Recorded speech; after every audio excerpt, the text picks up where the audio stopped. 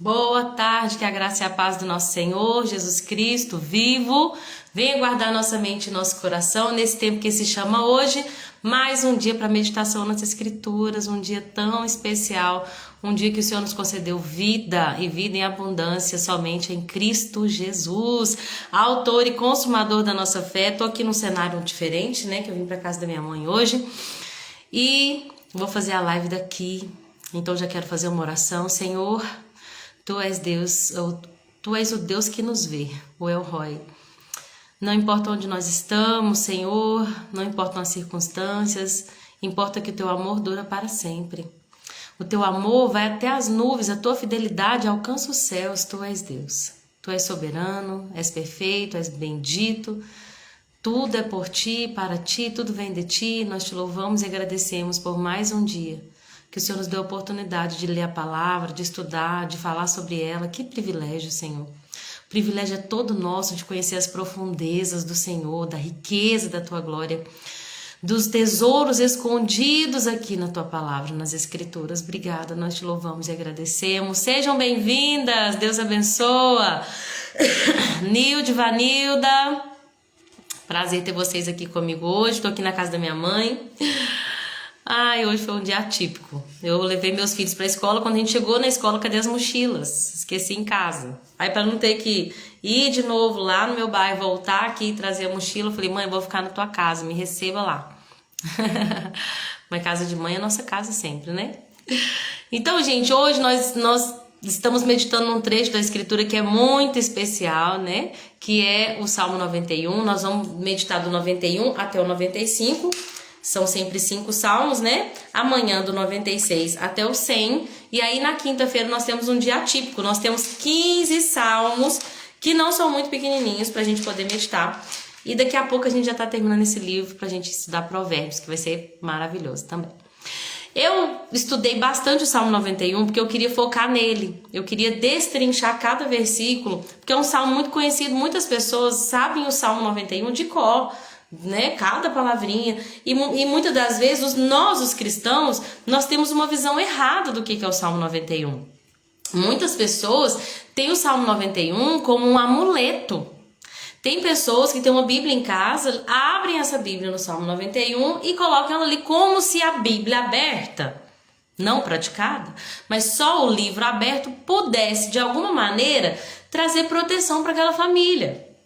E isso é tão irrelevante para o reino espiritual que as pessoas pensam que a palavra falada apenas, se ela não for praticada, se ela não for falada com fé, se ela estiver só aberta na sua casa, ela pode de alguma forma atingir o diabo, como se o diabo fosse o vampiro e a palavra fosse o sol. E aí você fala, se eu tiver o Salmo 91 aberto em casa, o diabo não vai chegar perto.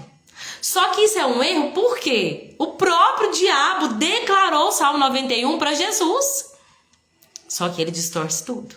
Então o diabo não tem medo das nossas Bíblias abertas nas nossas casas. O que amedronta o inimigo das nossas almas é quando a gente pratica os princípios da palavra. Mas ter um livro em casa aberto no Salmo 91, cujas folhas do Salmo 91 ficam amareladas, porque as outras páginas não são lidas, isso não dá segurança para nenhum lugar, para nenhuma família. Então muitos crentes vão achar que o Salmo 91, outro erro que os crentes acham do Salmo 91, oi Daiane, quanto tempo eu não te vejo, querida, como é que tá a Aninha? Deus te abençoe, seja bem-vinda, viu? O outro erro que os crentes veem do Salmo 91 é que eles veem como uma visão triunfalista, como se nenhum problema fosse chegar na vida deles. Porque o Salmo 91 fala assim, praga alguma vai chegar, minha casa tá livre de tudo. Nada de ruim nunca vai me acontecer. E é um outro erro, porque embora nós vamos declarar muitas coisas aqui do Salmo 91, a gente vai ver que o Salmo 91 não tá eximindo aquela pessoa, aquele, que tá lá no versículo 1, de passar por aflições.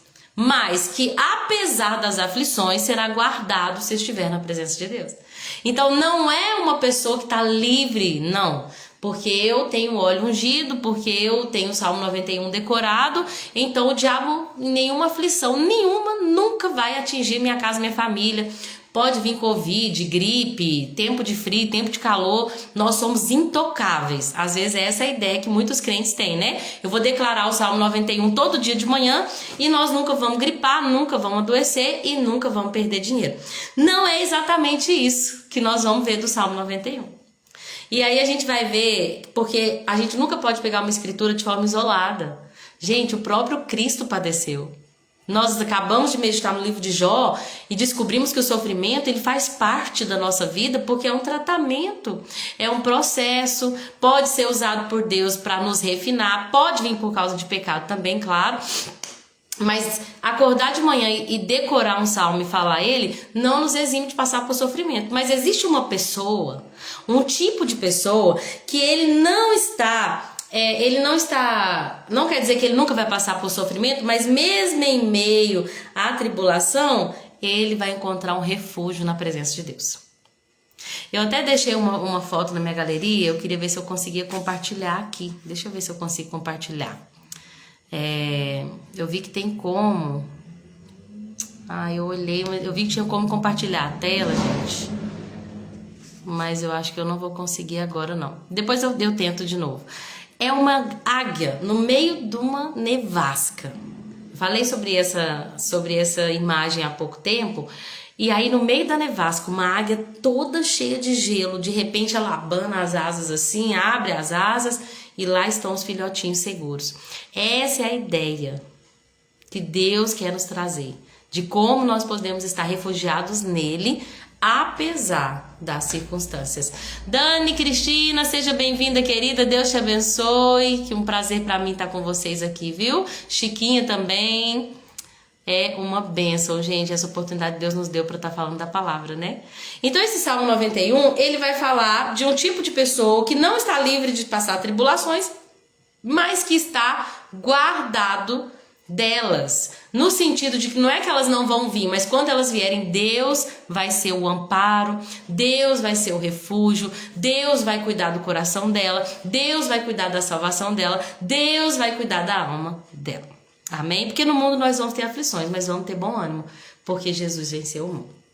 Amém? Então outra coisa que é muito importante a gente lembrar, que para viver as promessas do Salmo 91, nós temos que ser aquela pessoa do versículo 1. Quem é a pessoa que pode declarar que na minha casa não vai chegar praga alguma, que eu não vou ter medo do espanto noturno, que a seta que voa de dia não vai me alcançar? Qual que é essa pessoa que pode declarar isso com confiança?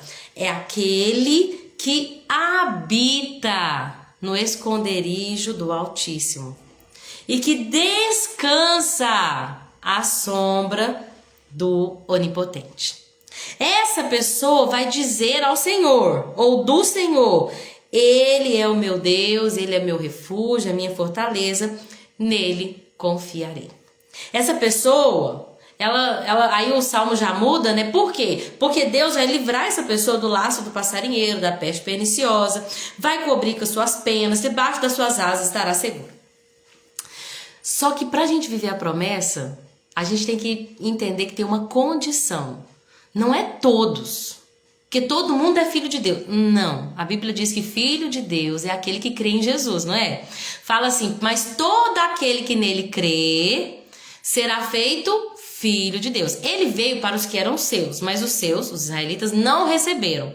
Mas a todos quanto receberam, e está lá em João, o Evangelho de João, capítulo 1. Mas a todos que receberam Jesus, ele deu para essas pessoas o poder de serem feitos filhos de Deus. Então, não é para todo mundo. Salmo 91 não é para todo mundo. Nem é para todo crente, ou para toda pessoa que se diz crente. O Salmo 91 se aplica na vida daquele que habita no esconderijo do Altíssimo e que descansa à sombra do Onipotente. Por que isso é importante? Tem pessoas que elas conhecem a Deus, elas têm um tempo com Deus, por exemplo, eu vou na igreja no domingo e no domingo à noite eu sou de Deus. Eu sou de Deus, eu tô ali para Ele, mas quando eu saio da igreja é a minha vida. São as minhas escolhas, é o meu reino.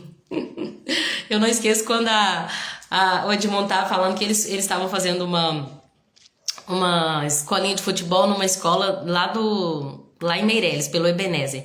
E aí falaram assim, vamos fazer a oração do Pai Nosso para começar? E aí veio uma criança, né? Pai Nosso que estás no céu, santificado seja o nosso nome, venha a nós o nosso reino, seja feita a nossa vontade. Porque é uma criança, muitas das vezes nós somos como esses meninos na fé, né? Nós vivemos a vida do nosso jeito. Nós andamos a nossa vida nos lugares que nós queremos e não estamos, de fato, habitando na presença de Deus. Habitar é uma palavra que significa continuamente. Não é uma pessoa que entra na presença e que sai da presença. Ah, hoje eu sou crente, amanhã nem tanto. Hoje eu temo a Deus e eu procuro fazer a vontade dele. Amanhã, quer saber? Vou esquecer que eu sou crente e agora eu vou fazer o que eu quero, porque esse trem de ser crente dá trabalho demais. Nem cansei de ser humilhado, né? A promessa que Deus faz do Salmo 91 e de tudo que está escrito aqui, porque Ele vai livrar, porque Ele vai fazer, porque vai ser guardado, vai tal, é para aquele que habita na presença do Altíssimo. Essa pessoa, ela está continuamente na presença de Deus, a ponto de que o relacionamento dela com Deus é íntimo, é afetivo, é duradouro. Não é uma pessoa que está meio lá, meio cá. E eu não estou dizendo que a gente não peque, que a gente não erre. Não é isso, gente, sejam como eu, porque sou santa. Não. Eu quero dizer que é um povo que habita no esconderijo do Altíssimo que não se aceita sair desse lugar. Se ele erra, rapidamente ele se arrepende, chora e volta. Senhor, eu sei que eu sou falha. Eu estou no meu processo, mas eu não aceito ficar longe da tua presença. Então isso vai mostrar uma continuidade, uma habitação contínua, uma relação com Deus de intimidade. Então você quer viver as promessas do Salmo 91, quer ser guardado em meio às tribulações? Ótimo! Glória a Deus por isso. O Senhor, Ele tem promessas e Ele cumpre as promessas. O que cabe a você? Habite na presença dEle, continuamente. Deus está à procura de um povo que é estável. Sabe, que não é hoje eu sou muito crente, amanhã eu sou do mundo. E eu faço tudo que o mundo faz e que tá tudo bem. Não, Deus quer um povo estável. Nós precisamos entrar nesse lugar onde a gente encontra esse equilíbrio. Eu sou de Deus, eu escolhi isso. Eu escolhi ser dele, fazer a vontade dele e abrir mão de mim e da minha carne. Vai ter hora que minha carne vai ser mais forte. E aí o que eu vou fazer? Eu vou crucificar ela de novo, sou ordinária. Ou você falou mais que devia, Lorena, sua carne te venceu. Tá, Senhor, me perdoa. Põe guarda à porta dos meus lábios e me ajuda a falar só o que te agrada. Tira da minha boca toda palavra torpe e me ensina a falar, Senhor, só o que edifica, para que eu não peque contra ti. Por favor, Senhor, não me retira da tua presença. Esse é o posicionamento do filho, o filho de Deus que está aqui numa posição de carne caída, uma natureza caída, mas que tem uma nova natureza dentro de si, que quer a presença e que anseia pela presença e que habita na presença. Então, aquele que habita no esconderijo do Altíssimo, à sombra do Onipotente descansará. Outro verbo que demonstra que tem uma coisa que nós temos que fazer, que é descansar. Então, se você acha que para ficar livre de todos os perigos, você tem que fazer as coisas, sabe? Porque eu preciso cuidar, eu preciso fazer minha parte, eu tenho que... E é claro que a gente tem que fazer a nossa parte, mas sempre descansando em Deus e no seu amor. A gente tem que fazer o que nos cabe para ter saúde, mas eu nunca posso achar que um plano de saúde, que o dinheiro que eu guardo, que o bom médico e pediatra que eu tenho é o que garante a saúde dos meus filhos. Porque o que garante a saúde, o que garante a proteção, o que garante a segurança, não está relacionado com o nosso dinheiro, com os nossos seguros do carro, de vida, hospitalar, nada disso. Tudo isso pode ser válido, Deus pode usar para nos abençoar, mas nós não podemos colocar nossa confiança nisso. O povo de Deus é um povo que descansa à sombra do Onipotente. Por quê? Porque ele sabe que Deus vai livrá-lo. na hora, no momento necessário, Deus vai entrar com a providência. Amém? Então, deixa eu só cumprimentar quem tá aqui online, que entrou enquanto eu tava falando. A Grazi. Grazi, seja bem-vinda. Que bom que tá dando pra você entrar nas lives. Muito feliz, viu, querida? A Gi, Giovana, que é muito bom ter você aqui de novo, amada. Muito feliz por ver você aqui. A Lucidalva também, que entrou depois. Deus abençoe vocês. Nós estamos meditando no Salmo 91. Eu falei no início da live, eu acho muito importante reiterar isso, falar de novo. O Salmo 91 não é um salmo poderoso em si, que você pode deixar sua Bíblia aberta do lado da cabeceira da sua cama, que isso vai impedir que todos os demônios que podem te rodear possam ali afetar seu sono ou entrar na sua casa, na sua mente. Não é a Bíblia aberta que faz com que nós estejamos seguros. É a Bíblia vivida. Quando nós praticamos os princípios. Qual que é o primeiro princípio que tem que ser praticado do Salmo 91? Precisamos habitar na presença. Ansiar pela presença. E estar continuamente nessa presença. Buscando continuamente a amizade com Deus. O relacionamento com Deus. Como que a gente busca um relacionamento com uma pessoa? Passando tempo com essa pessoa. Então, quando a gente ora, quando a gente lê a Bíblia, quando a gente faz as disciplinas espirituais básicas, orar, ler a Bíblia e jejuar. Nós estamos com a motivação certa, que é buscar a Deus, então nós estamos buscando estar nessa presença, habitar nessa presença. Eu vou falar novamente que o diabo usou o Salmo 91, gente. O diabo foi tentar Jesus, lá em Mateus 4 a gente vai ver que Jesus tinha ficado 40 dias em jejum, só bebendo água. Quando de repente ele sentiu fome. O que é essa fome que Jesus sentiu? Não é essa sensação de querer glicose que a gente tem quando passa 2 horas que a gente não come. Ainda mais quando a gente come muito. Meu caso, por exemplo. Não é essa sensaçãozinha de vazio. A fome que Jesus sentiu é a verdadeira fome. Aquela que não tem mais gordura disponível. E aí seu corpo começa a se Ele come o próprio tecido. Ele se alimenta do músculo. Porque quando a gente entra em jejum, depois de um tempo, o corpo começa a consumir nossas gordurinhas extras. Tudo que tá extra, todo tecido adiposo, toda gordurinha, o corpo começa a queimar. Todo depósito de gordura. Quando acaba o depósito de gordura, e com certeza Jesus era magrinho, quando acaba o depósito de gordura, o corpo começa a consumir músculo. Então, nessa hora, Jesus teve fome. Por quê? O que é essa fome? É quando não tem mais tecido adiposo disponível, ou seja, não tem mais gordura, então agora o corpo vai começar a comer e se alimentar dos próprios músculos. Paz do Senhor Jesus, minha amiga do céu, Jéssica querida, prazer ter você aqui conosco, viu? Então, nesse momento que Jesus teve fome, depois de 40 dias sem comer, quem que aparece lá? O tinhoso, o perdedor, o inimigo das nossas almas, o diabo. E ele vai tentar Jesus. Sabe como que ele tenta Jesus? Usando, um dos textos que ele usa, está no Salmo 91. Então, falar o Salmo 91, ou ter a Bíblia aberta no Salmo 91, não traz medo nenhum para o nosso inimigo. Não afeta o reino espiritual. Praticar o princípio do Salmo 91 faz sim com que todos os nossos inimigos sejam derrotados. Porque aquele que está em Cristo, ele tem triunfo sobre todos os seus inimigos. Por quê? Porque em Cristo nós somos mais do que vencedores sobre todas as coisas. Então não é o Salmo 91. Isso é tão religioso. Gente, tem uma coisa que eu fico nervosa, é a religiosidade.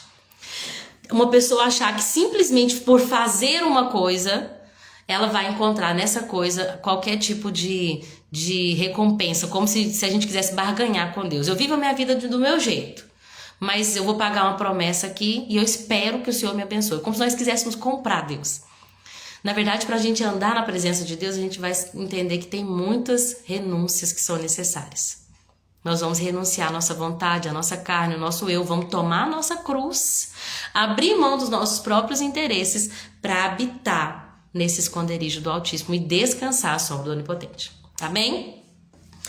Repetir dessas coisas que eu acho muito importante, nós vamos ver cada versículo. Olha, essa pessoa que habita no esconderijo e descansa à sombra do Onipotente, ele pode dizer de Deus, ele é o meu Deus. Olha como é que ele tem intimidade. Ele tem confiança para dizer, ele é o meu Deus, ele é o meu refúgio.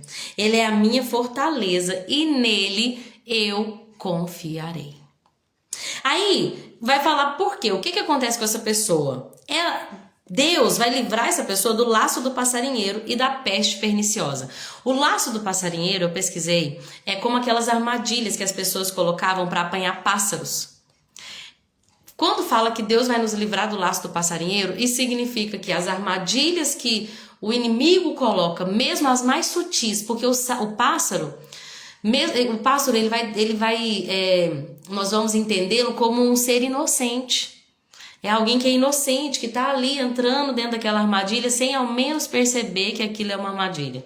Então o laço do passarinheiro são armadilhas sutis que o inimigo da nossa alma pode colocar na nossa vida para nos atingir, muitas das vezes sem nós mesmos percebermos, como o passarinho, o laço do passarinheiro. Mas a Bíblia diz que aquele que habita e descansa nesse lugar, ele vai ser livre. Deus o livrará do laço do passarinheiro. E também da peste perniciosa. Essa palavra peste, ela pode ser entendida como algo que acontece no coletivo.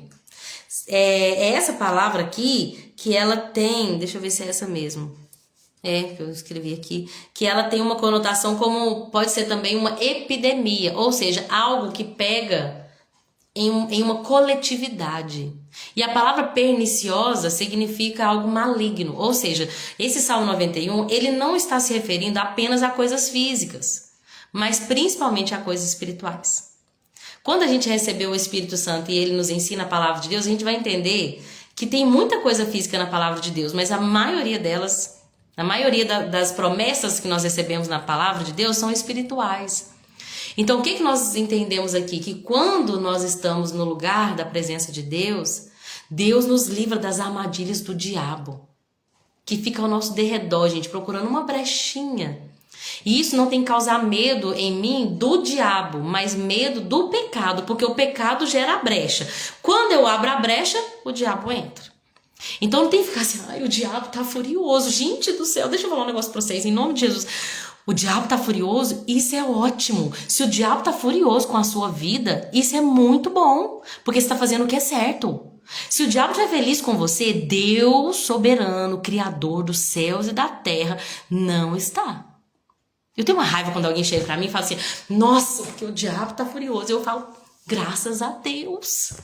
Graças a Deus. Se ele estiver feliz com as minhas atitudes, aí eu tô preocupada. Porque Deus está furioso. A Bíblia diz que o cálice do vinho, do furor, da ira de Deus vai ser derramado sobre os ímpios. E isso me causa temor. Não quer dizer que então, eu preciso ter medo do diabo, eu posso viver minha vida fingindo que não existe inimigo. Não.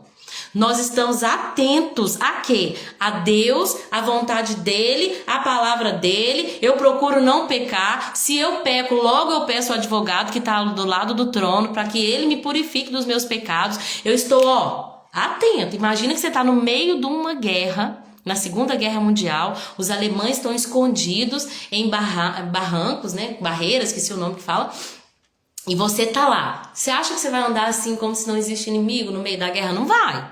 Você vai ficar atento. É por isso que Jesus falou várias vezes, vigia e ora. Vigia e ora. Não é que nós vamos fingir que não existe um inimigo. Não. Mas a gente não... eu não vou fazer a obra não, porque quando a gente faz a obra, o inimigo se levanta. Aí você não vai viver o que Deus te criou para viver. E vai chegar diante do trono e ele vai falar assim, o que você tem para me oferecer? E você vai falar, nada. Porque eu fiquei com muito medo do diabo. E aí Deus vai falar assim, tá bom, então tu aparta de mim porque eu não te conheço. E você vai arder no lago de fogo e enxofre, onde há choro e ranger de dentes. Porque você tem medo do diabo. Eu fico nervosa, gente. Em nome de Jesus. Nós temos que sair desse lugar. Eu amo o texto que fala que, acho que é John Wesley, que fala, me dê 100 homens que amam a Deus sobre mais do que tudo e que tem medo do pecado mais do que tudo. Se nós tivermos medo de pecar e de desobedecer a Deus, ou seja, se nós tememos a Deus, então esse é o princípio de toda sabedoria. Amém? Então vamos voltar. Então você tem que ter medo de pecar. Se tiver em pecado, se arrepende logo. Volta para Jesus e habita na presença dele. Se estiver na presença de Jesus, aí você está no céu. Então quer dizer que nunca vai acontecer nada de ruim? Não, porque os mártires foram mortos, sabiam? Pelo evangelho. Vocês sabiam que tem pessoas que morrem até hoje? A gente ora muito para Israel e eu oro. Ontem eu falei com o Senhor, Senhor, eu sei que é o teu povo. E que o Senhor ama esse povo, que o Senhor tem promessa para esse povo, que eles cheguem ao pleno conhecimento da verdade, que eles recebam Jesus como o verdadeiro Messias, que eles não receberam ainda, e que eles sejam salvos por Jesus. Mas eu também oro pelo Irã, porque tem igreja perseguida no Irã, vocês sabiam disso? Lá no Irã, aonde tem toda aquela questão religiosa da intolerância, os cristãos muitas das vezes são perseguidos, a igreja se reúne no subterrâneo. Não é que em portas abertas, como a gente tem portas abertas e pode cantar e ficar até 10 horas da noite, não. Lá as pessoas adoram a Jesus escondidas. E se chegar alguém lá, pode matá-las, elas podem passar por ataques, elas morrem pelo evangelho. Então essa ideia de que se eu tiver em Jesus, tudo nesta terra vai ser do jeito que eu quero, não é o evangelho. O evangelho é, se você estiver em Jesus, sua salvação está garantida. O inimigo não tem poder para te tocar, nem a morte, nem o inferno. Porque Jesus já venceu morte e inferno. A sua salvação está garantida nele. E a bênção maior que nós podemos ter nessa vida é a presença de Deus e a salvação em Cristo Jesus. A gente tem que parar de querer usar Deus. Eu tô lendo esse livro aqui, cadê ele? Eu até trouxe para acabar de ler, tem 2 meses que eu tô lendo ele, porque ele é tão forte que eu não consigo terminar. Eu leio um capítulo e fico engolindo seco. Esse livro fala, chega de regras, vai falar sobre como nós temos que sair desse caminho antigo da religiosidade e viver o verdadeiro evangelho, onde a maior bênção que tem é a presença de Deus. A maior bênção que a gente tem é a presença de Deus. Então a gente tem que parar de querer comprar Deus. Senhor, se eu fizer tudo certo, se eu faz as coisas do meu jeito, se eu me abençoa, se eu me enriquece, se eu der o dízimo, o Senhor pode, por favor, que é o mínimo que eu acho que o Senhor pode fazer, é abençoar minha casa, pra gente ter pelo menos 2 viagens no ano e roupas de marca. É só o que eu te peço. Não, o evangelho não é isso. O evangelho é vem, mesmo nas dificuldades, Deus estará com você e Ele te guardará. E ainda que você morra, você viverá. Isso é pesado. Ele te livrará, Ele te cobrirá com as suas penas e debaixo das suas asas estarás seguro. A verdade será o teu escudo e broquel. Então, aqui tá falando de penas. E a ideia de penas, quando a gente fala de Deus cobrindo a gente com suas penas, dá uma ideia de afetividade e também de suavidade. Eu amo, me lembrei aqui que Jesus, quando ele vai entrar em Jerusalém, ele fala, Jerusalém, como eu tentei aproximar vocês como uma galinha que aproxima os pintos debaixo das suas asas. Então essa ideia de paternidade, de proteção, de cuidado, é essa ideia que o salmista quer trazer. Que Deus, nós somos o refúgio debaixo das suas asas, porque Ele nos cobre com as suas penas. Ai, como eu queria saber compartilhar a tela, gente. Eu vi na internet que dava para compartilhar da galeria, mas eu não sei como faz. Deixa eu ver aqui. Não tem perguntas. Aqui. Não é aqui. Devia ter pesquisado melhor. Aqui. Compartilhar. Achei, gente. Também. Perdão, gente. Queria compartilhar com vocês a imagem da águia, mas tô apanhando aqui do Instagram. Mas tá bom. Depois eu posto ela aqui. Então essa ideia de penas debaixo das asas do Senhor, uma ideia de proteção. Que apesar de todas as circunstâncias, nós estaremos aquecidos o nosso espírito e a nossa alma naquele que é o nosso refúgio, a nossa fortaleza, o Deus em quem confiamos. Ele vai cobrir com as suas penas e debaixo das suas asas você estará seguro. A sua verdade será o teu escudo e broquel. A palavra broquel, ela significa escudo também. Então, em algumas traduções até fala assim, ó, a tua palavra é escudo. Deixa eu ler na NVT, que eu peguei uma versão mais tradicional hoje, porque eu gosto do Salmo 91 mais tradicional. O versículo 4 fala assim, ó, ele o cobrirá com suas penas e o abrigará sob as suas asas. A sua fidelidade é armadura e proteção. Glória a Deus. Então, aqui está falando que a verdade de Deus é um escudo. Nós vemos que Jesus, embora o diabo tentou distorcer a palavra usando o Salmo 91 para fazer Jesus pecar, porque se Jesus pecasse, ele não ia ser o cordeiro imaculado, ele não ia ser apto para um sacrifício eterno e duradouro que alcançaria todos os que têm fé em todas as gerações. Então o objetivo do diabo era fazer Jesus pecar. E aí o que ele faz? Ele distorce a palavra, ele usa o Salmo 91, nós vamos chegar lá. Só que a palavra de Deus é também o que Jesus usou como um escudo. Então a palavra de Deus, ela é escudo, ou seja, ela me protege. A Bíblia diz que a fé vem pelo ouvir e ouvir da palavra.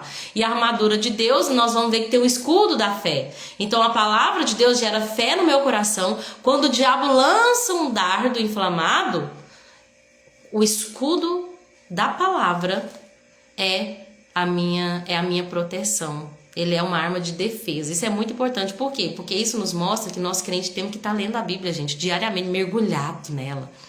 Apaixonado por ela, porque vai ter hora que o diabo vai lançar setinhas de incredulidade, setinhas de malícia, e se nós não formos aptos para entender que é uma arma de Satanás, repreender e andar em conformidade com a palavra, aí essa seta vai entrar e nós vamos dar luz ao pecado, e o pecado sendo gerado, ele também gera morte, né? Que é o objetivo do diabo, ele vem para roubar, matar e destruir. Mas a palavra de Deus, embora o diabo chegou lá para usar ela distorcida para fazer Jesus pecar, Jesus usa a própria palavra para se defender. Então o diabo chega lá e fala assim, faça isso, por quê? Joga, né, até a última, que é a Salmo 91. Ele fala assim, leva Jesus até em cima, lá no pináculo do templo, e manda Jesus se jogar. Fala, se joga, porque está escrito assim, ó, aos anjos darás ordem ao seu respeito, para que você não tropece em pedra alguma. Jesus logo usa a palavra também.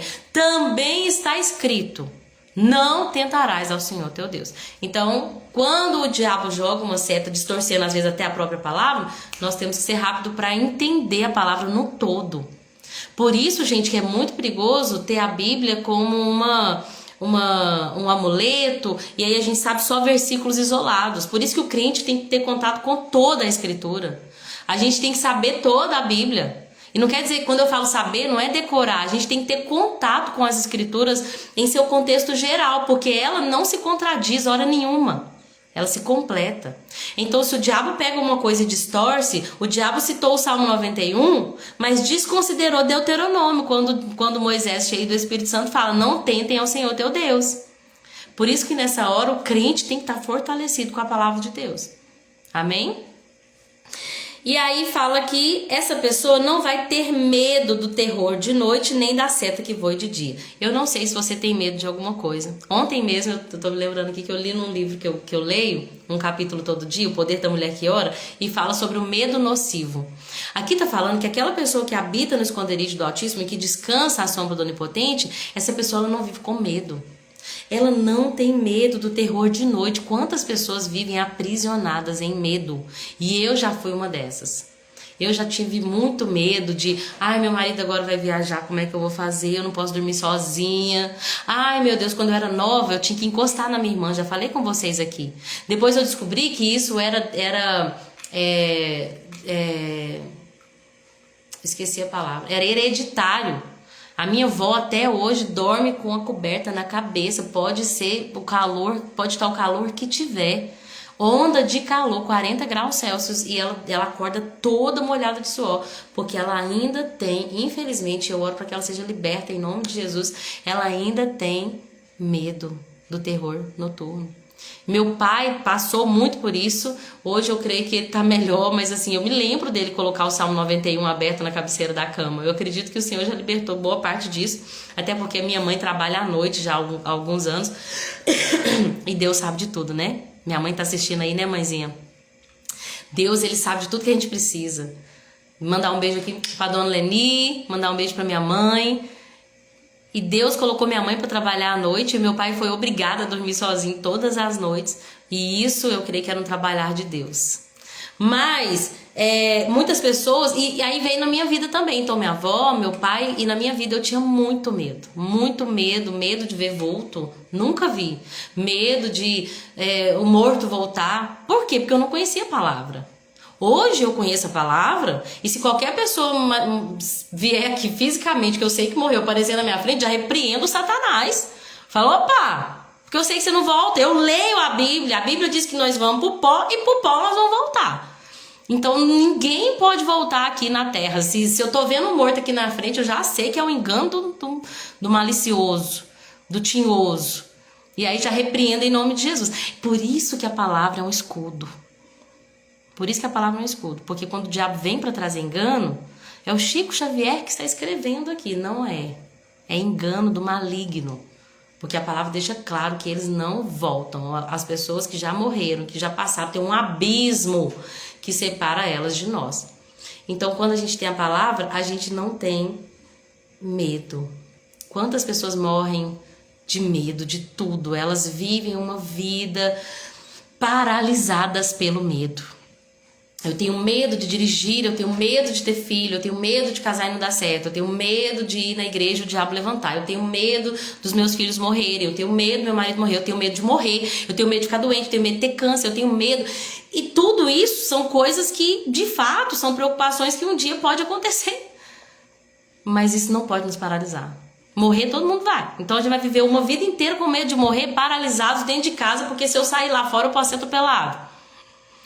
O medo, ele vem para paralisar. Andresa, seja bem-vinda, querida. Deus te abençoe. Irmã Raquel também. Sabará, meu querido amigo. Deus abençoe vocês. Que prazer estar com vocês aqui online, viu? Então, gente, o medo, ele vem para nos paralisar. Mas nós, se estivermos de fato habitando nessa presença, gente, não é passageiro. Não é eu acesso essa presença, eu me arrepio, eu sinto e gosto, mas saio. É uma habitação contínua e o descanso. Aí eu não tenho medo de nada. Eu sei que coisas ruins podem acontecer. Eu sei, veio pandemia, não veio, gente? Nós passamos... Eu vou te falar, quem nunca passou uma dificuldade aqui financeira, quem nunca ficou doente, quem nunca viveu uma dificuldade, nós podemos passar, mas aquele que está nesse lugar de presença, confia que Deus está no controle, que tudo que acontece, se nós amamos a Deus, todas as coisas cooperam para o nosso bem, todas. Amém? Então aquele que habita no esconderijo do Altíssimo não tem medo do terror da noite, não tem medo da seta que voa de dia, não tem medo da peste que anda na escuridão, nem da mortandade que assola ao meio-dia. E aí vai falar esse versículo tão conhecido, né? 1000 cairão ao teu lado, 10.000 à tua direita, mas tu não serás atingido. Eu achei interessante porque até na Bíblia Strong vai falar que 1000 pessoas caindo ao lado e outras 10.000 à direita, nem sempre é porque tá todo mundo morrendo ao seu redor. Pode se referenciar espiritualmente a uma decadência espiritual. Se você estiver na presença de Deus, as pessoas podem estar morrendo espiritualmente. A frieza espiritual pode estar alcançando dezenas, milhares de pessoas, mas você não será atingido. Eu achei isso tão lindo. Somente com os teus olhos contemplarás e verás a recompensa dos ímpios. Ou seja, você vai ver o que o ímpio vai acontecer com ele, você vai testemunhar o sofrimento do ímpio, daquele que vai receber o castigo por ser injusto diante de Deus, mas você vai contemplar somente com os seus olhos, ou seja, você não vai participar do sofrimento dele. É o que está escrito aqui. Porque tu, ó Senhor, é o meu refúgio. Então, porque tu és o meu refúgio, no Altíssimo fizeste a tua habitação, nenhum mal te sucederá, nem praga alguma chegará à tua tenda. Esse versículo demonstra a soberania de Deus sobre todo mal. Nós sabemos, gente, que Jesus venceu na cruz, ele venceu todo principado, potestade, ele venceu toda a obra do maligno. E todo aquele que olha para Jesus e que anda ali sob as asas dele, essa pessoa pode ter confiança de que é vitoriosa sobre todas as coisas e nenhum mal sucederá, nem praga alguma chegará à sua tenda. Lembrando que isso não quer dizer que nós nunca vamos passar por sofrimento, mas que esse sofrimento não vai abalar a nossa fé, que nunca vai impedir a nossa salvação. Nós sabemos que Jesus está perto, ele vai voltar logo, breve, vai restaurar o reino dele na terra, vai restaurar toda a terra, vai restaurar todas as coisas, tudo vai ser restaurado. E nós vamos ver uma vida plena de alegria na presença do Rei, que vive e reina para todos sempre. Amém. E aí entra o que o diabo falou para Jesus, porque os seus anjos dará ordem ao seu respeito para que guardem em todos os seus caminhos. Deus deu uma promessa que para essas pessoas que fizeram do Altíssimo a habitação e refúgio, Deus vai ordenar aos anjos que esses anjos, eles vão receber ordem a respeito dessa pessoa que se abriga ao esconderijo do Altíssimo, e essa pessoa vai ser guardada por esses anjos. Olha isso, esses anjos vão sustentar essa pessoa para que não tropece em pedra alguma. Edmundo, meu marido, Edmundo Júnior, né? Ele vai falar Júnior porque tem um Edmundo, meu sogro, minha sogra tá aqui.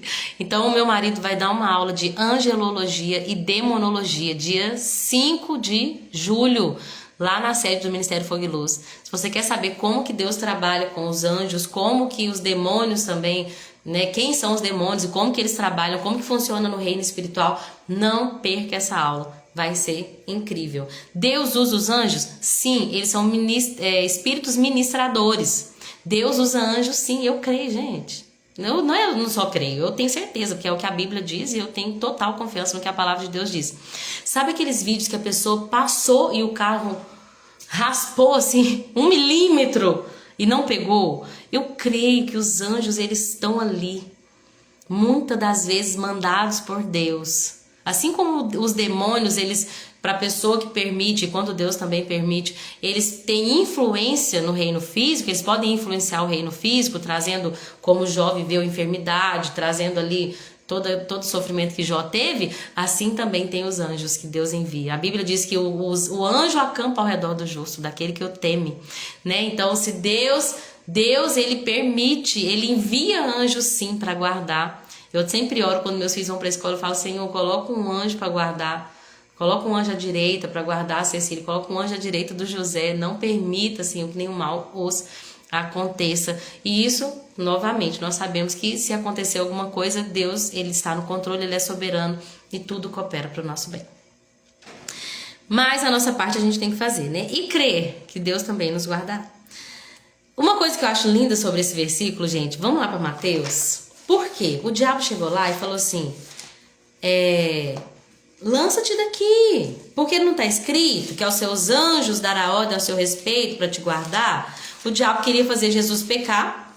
Se Jesus se jogasse dali, então eu sou filho de Deus, então eu tenho regalias, eu vou me jogar daqui e os anjos vão me pegar. Ele iria pecar nesse sentido de tentar, né, ao Senhor.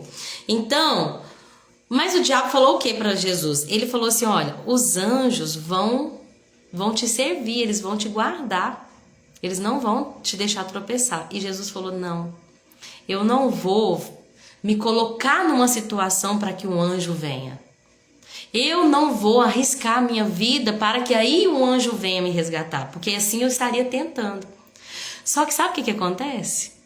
Esse princípio é bíblico e acontece na vida daquele que está no esconderijo do Altíssimo?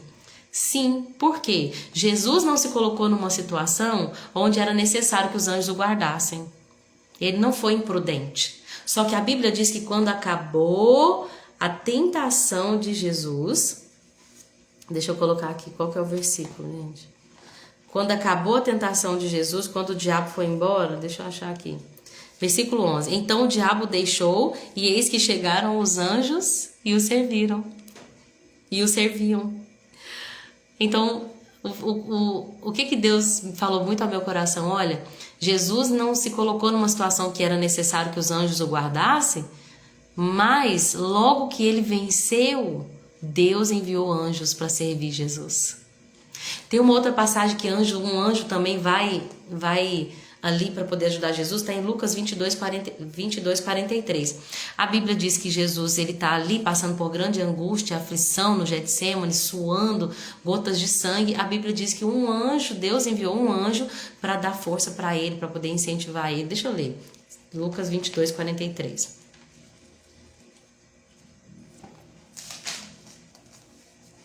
Fala assim, e apareceu um anjo do céu que o fortalecia. Então, se nós fazemos de Deus uma habitação, ele também envia seus anjos, sim. Ele envia anjos, sim. A gente só não pode se colocar numa situação que é necessário um anjo. Sabe aquela pessoa assim, eu vou comprar, depois Deus proverá, porque Deus é o meu provedor. Espera aí. Você não olhou se você tem dinheiro suficiente para comprar, você não checou seu orçamento, você não consultou a Deus em oração. E aí você vai se colocar nesse lugar, não, vou comprar esse carro do ano, porque eu sou filho de Deus, Deus vai colocar anjo para me abençoar. Não tenta o Senhor teu Deus, mas você vai entrar numa dívida e isso vai ser problema na sua vida. Nós temos que entender que não somos nós que colocamos a gente em situações para que seja necessário anjos para trazer livramento, né? Por isso que a gente fala muito sobre alimentação. Você quer ter uma vida longeva? Quer viver até os 100 anos e viver bem? Então a gente vai ter que saber o que a gente come, fazer exercício físico. Fiquei sabendo que alongar toda manhã é muito importante, eu não tinha esse conhecimento. Então a gente tem que fazer a nossa parte, porque a gente vai fazer tudo errado e depois Deus que nos livre, né? A gente tem que fazer a nossa parte. Mas quando a gente está no esconderijo do Altíssimo, nós sabemos que as aflições elas nos rodeiam porque nós estamos numa terra decaída. E nós confiamos que Deus enviará os seus anjos para nos guardar. Aleluia! Versículo 13. Pisarás sobre o leão e a cobra, calcarás aos pés o leão jovem e a serpente. Aí olha esse versículo, gente, é tão lindo. Porque tão encarecidamente ele me amou, eu também o livrarei.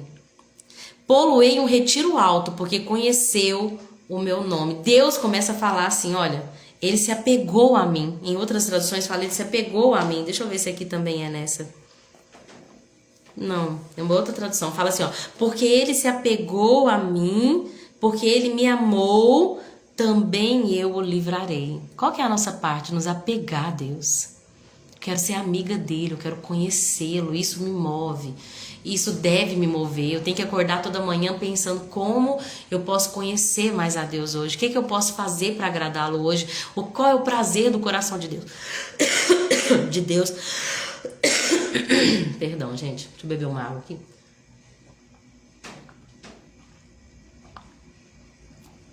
E aí Deus fala, porque ele se apegou a mim, eu também o livrarei. Colocá-lo em um retiro alto, porque conheceu o meu nome. Ele me invocará e eu responderei. Olha esse versículo. Estarei com ele na angústia. Dela o retirarei e o glorificarei. Ou seja, não quer dizer que não vamos passar por angústia. O Salmo 91 não é um salmo triunfalista que quer dizer que nós nunca vamos viver nada. Não, o Salmo 91 prova. Ele vai passar por angústia, mas eu estarei lá com ele. Vou tirar ele dela e vou glorificá-lo. Deus falando. Meu Deus. Ei, mami, vem cá, aparece aqui. Tô aqui na casa da minha mãe, tô com vergonha, gente. Até parece que tem vergonha. Olha aqui, gente. É a mulher mais bonita do mundo. Obrigada, viu, por me prestar sua casa. Te amo. Também te amo. Fartuá-lo-ei com longura de dias, ou seja, longevidade, e lhe mostrarei a minha salvação. Maravilhoso. Né? Gastei toda a live com o Salmo 91.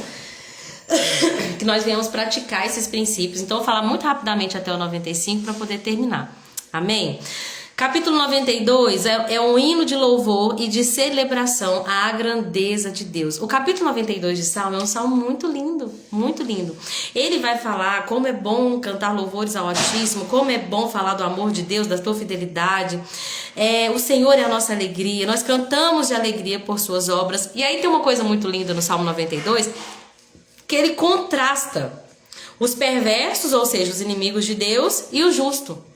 Ele vai falar que o perverso brota como a grama, como a flor da erva, mas que o justo cresce como o cedro do Líbano. Eu acho muito linda essa comparação.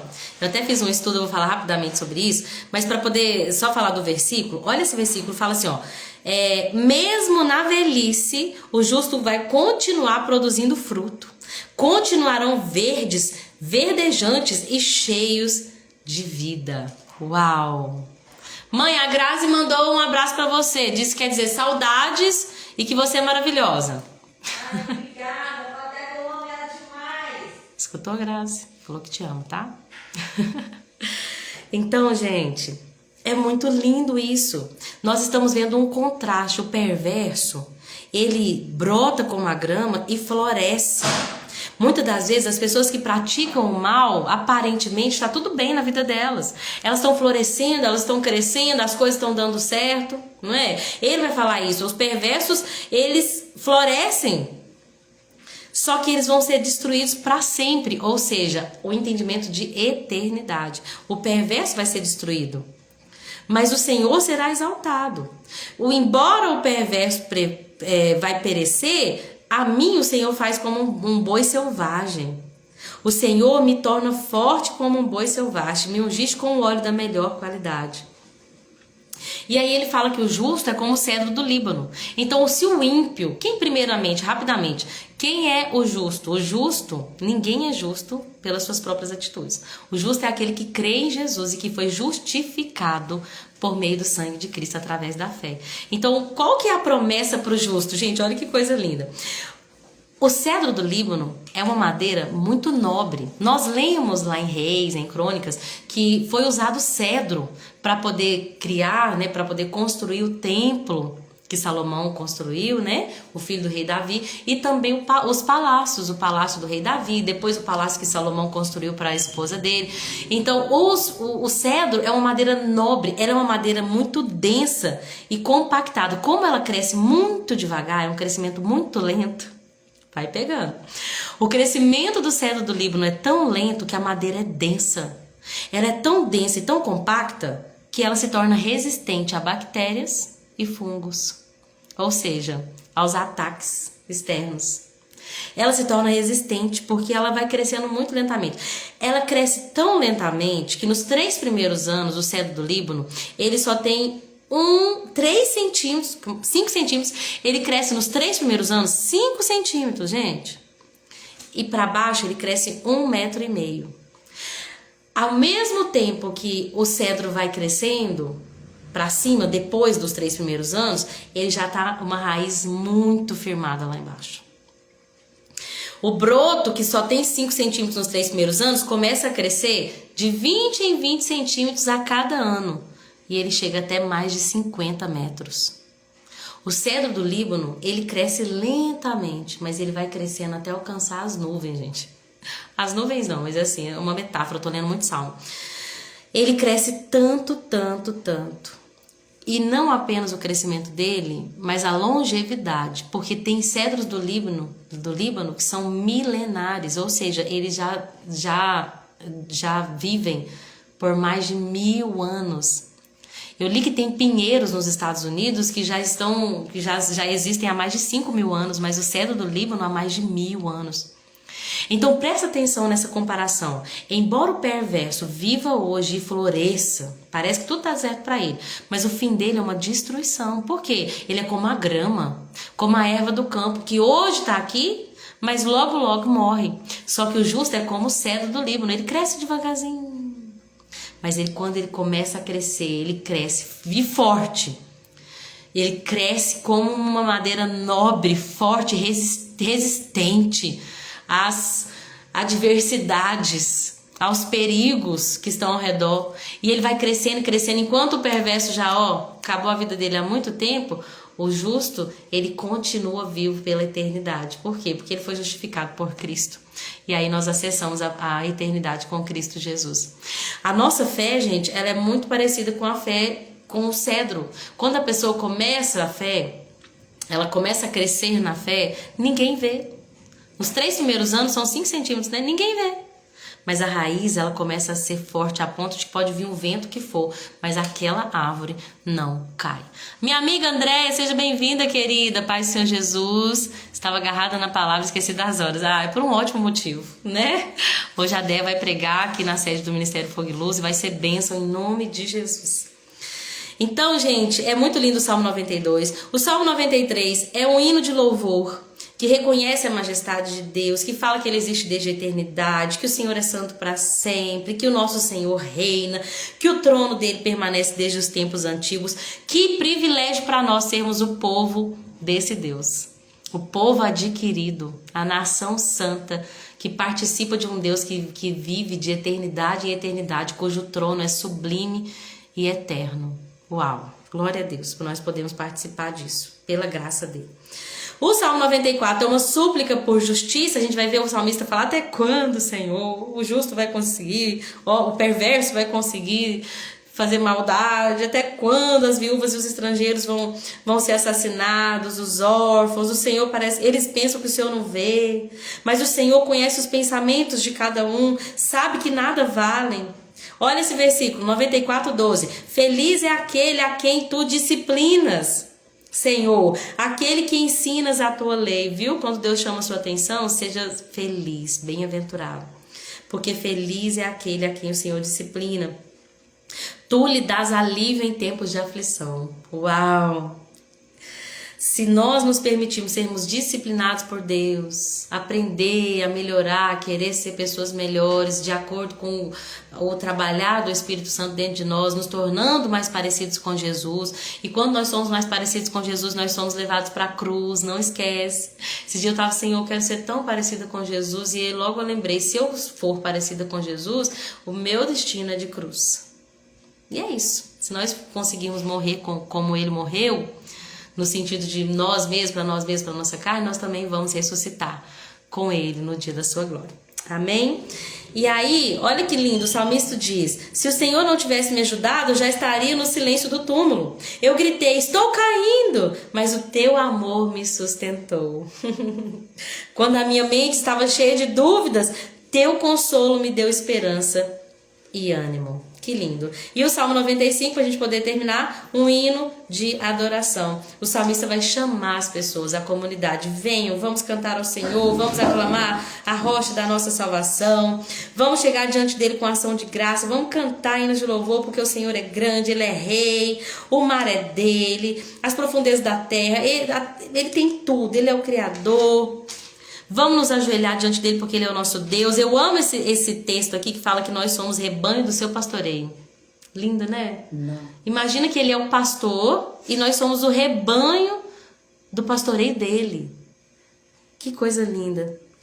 Quem dera hoje vocês ouvissem a voz do Senhor, porque ele diz, não endureçam o vosso coração. Esse texto é citado pelo escritor de Hebreus. Em Hebreus 3 e Hebreus 4, ele cita o Salmo 95. Lembra que eu falei que muitos dos escritores do Novo Testamento vão citar os Salmos? O livro de Hebreus tem muitas citações de Salmos. E ele vai citar esse texto, porque ele diz, se hoje ouvirem a sua voz, não endureçam o vosso coração. Então você que está aqui online, ó, se hoje você ouviu essa palavra, o Senhor te deu essa oportunidade. Eu nem vi que estava apagado. O Senhor te deu essa oportunidade. Se você ouviu essa palavra, o Senhor está te chamando para a presença. Se você está aqui é porque o Pai quer que você esteja. Gente. Ninguém assiste uma live de 1 hora, às 2 horas da tarde, falando sobre a palavra de Deus, sem nenhum sorteio no final, sem nenhuma recompensa física, se o Espírito Santo não tiver trago para aqui. Então, se hoje você ouviu a voz do Senhor, não endureça o vosso coração.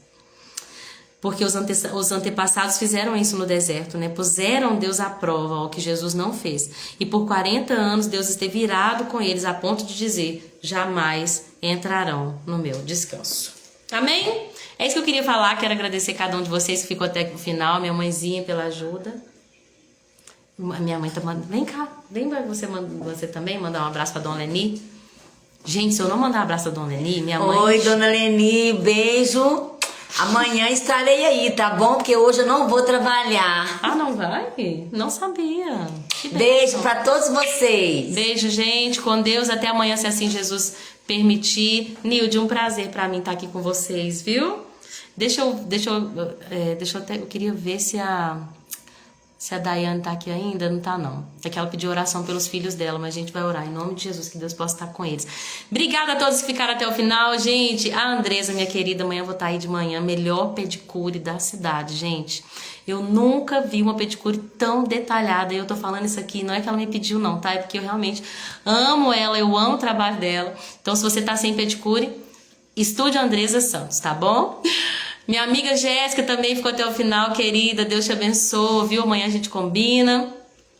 A Raquel também. Nossa, fiquei muito feliz com você aqui hoje, Raquel. Saudade de você. Espero que vocês pra cá estejam bem. Minha amiga Andréia, a Grazi, a Vanilda, a Nilde e a Chiquinha, que chegaram desde o início. Obrigada pela companhia de vocês. Como é bom estar aqui com vocês, viu? É um privilégio mesmo. Obrigada por tudo. E é isso. Fazer do Altíssimo nosso esconderijo. E descansar. O mais difícil, né? Descansar a sombra do Onipotente, porque o resto ele cuida. Amém? Beijo, com Deus e até amanhã, se assim Jesus permitir.